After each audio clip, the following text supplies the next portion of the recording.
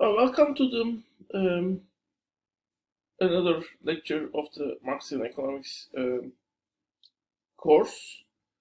Uh, I should mention that I'm taking this video after all of the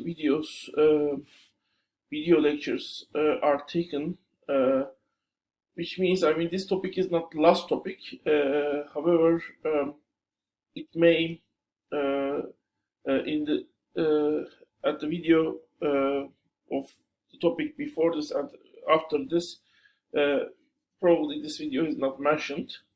I should also mention that a shorter version of this topic is covered um, in the within the family reproduction and gender chapter. But this is more detailed version of it. And as topic, at least in the Marxian economics course 2021, I'm named this topic as historical foundations of capitalism, which can be a proper name actually. And to some extent, you have seen details of this foundation also in the word system theory. But here we will see basically the approach of Polanyi and Marx while defining those historical foundations. maybe in future I can also connect word system theory with historical foundations and make a video where that part is connected to this part. But anyway, let's start. The main aim will be basically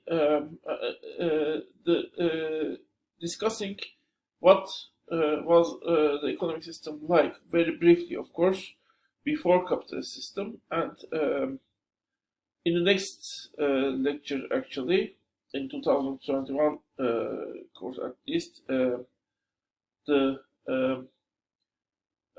end of capitalism and alternative systems, the post-capitalist era will be looked at. What could come? Is it possible for capitalist system to end, and what could come after capitalist system, and what's the vision behind it? Let's start with today's topic. And in pre-capitalist economy, basically, the primary factor is, when historical fictions on the ancient world or Middle Ages are done, cities may come to the forefront. Although at the time most people were living in villages, and basically they were not leaving the villages very. Most of them never leave the villages actually. Or if they leave the villages, actually they go to the town, which is usually near the village, to sell their surplus products, and usually men do that, and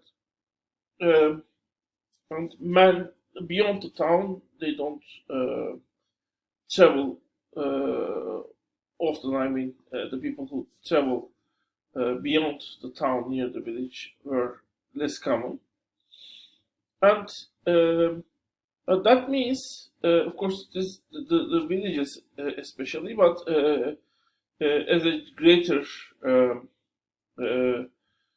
group, we can also mention that villages around the town basically were self-sufficient. But in this kind of economic system, self-sufficiency was the main principle, so it goes all the way up to the houses, basically, and that actually makes family the most important unit. Most of the products that are needed, most of the production that was needed was done already inside of the household. And if you live in a if you have knowledge on traditional family, you can see that even in today's traditional families, many things that are actually bought from the market, um, if you go really back, very much back, it can be clothing, it can be healthcare.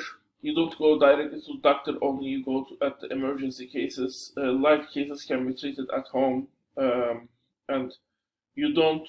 Um, uh, well, in extreme cases, you might grow your own food. You might make your own furniture. You might, for example, I mean, typical men. I mean, even if they buy their own, they of course don't they are not able to produce their own machines. But instead of calling a mechanic, many people, men especially, try to repair their own machines, their cars, for example, their computers in some cases. Those tendencies were common as early as late as 1990s and 2000s. I well around myself, they are kind of decaying at least, but all of these things show that self-sufficiency was an important principle, and it survived all the way to the 20th and 21st centuries in many different things that are purchasable from the market. So when so many things were done by the family, basically, I mean, the self-sufficiency level was, of course, much higher at that time. Clothing, food, machines, furniture, healthcare, childcare.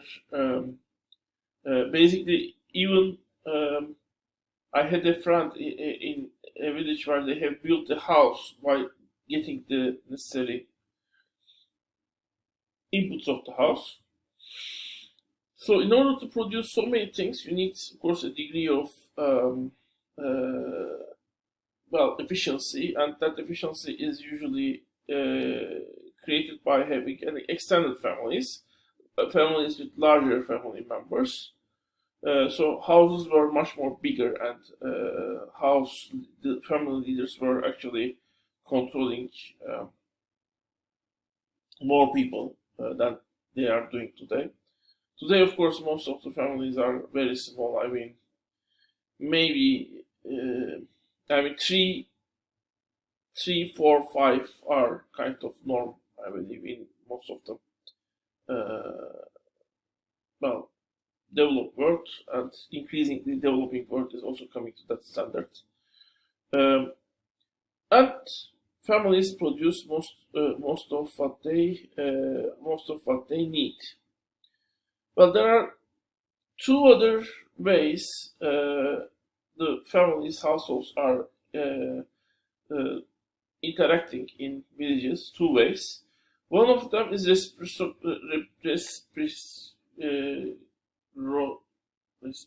so let me show you the word reciprocity. That's it. The other one is common work. What is reciprocity? It is something different to pronounce. It is a set of rules that determine when someone or a family will help the other one.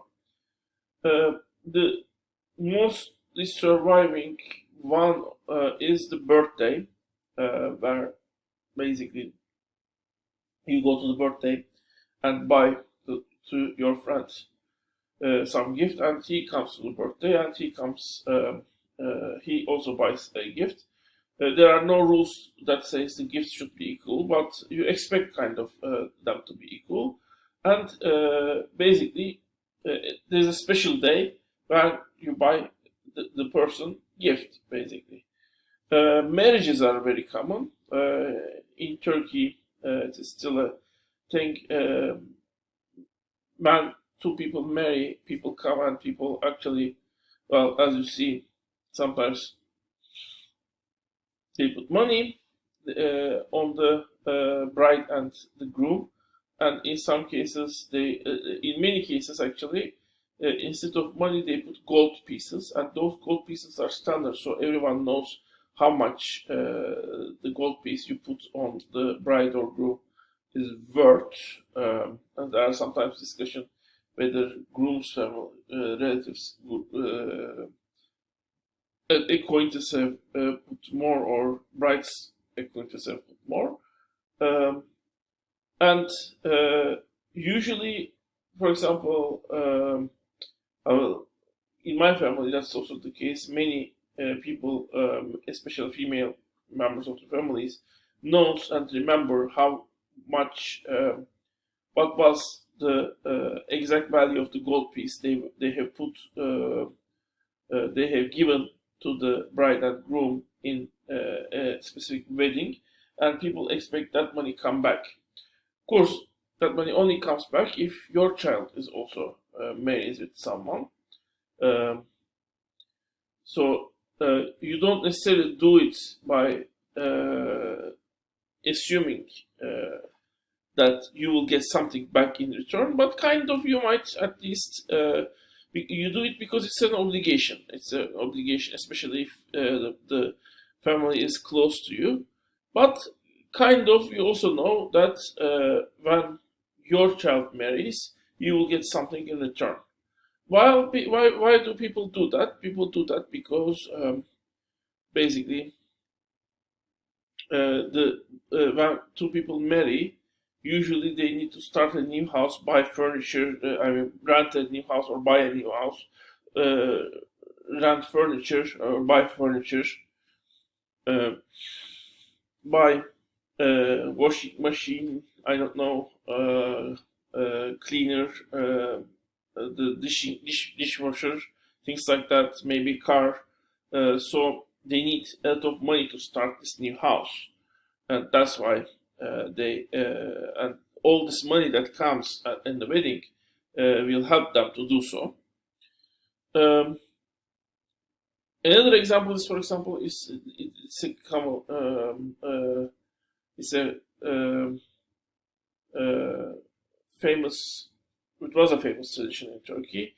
When someone dies, the relatives, the family of that person, they receive food that is cooked from the neighbors and relatives of the family.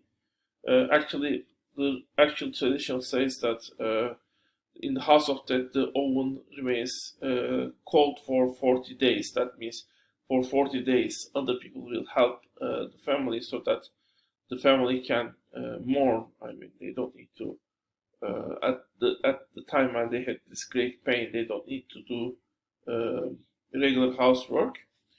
And then, for the common needs of a village, common work uh, is done. In some cases, even town or city. For example, uh, well, there is a possibility that pyramids or basic projects in ancient world might also, some of them might at least be built by this type of common work. Uh, in Turkey, common work has survived all the way to 20th century, but not to 21st, I believe. It's called imece. For example, if you want to build a canal to your to your um, to your village, so that everyone can get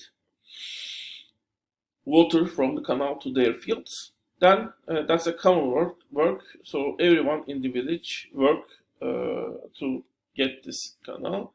In today's world, more it's more. I mean, even in 20th century, many villagers, instead of working themselves, they were actually collecting money and buying. Uh, I mean, labor power of the construction companies to let the common work done.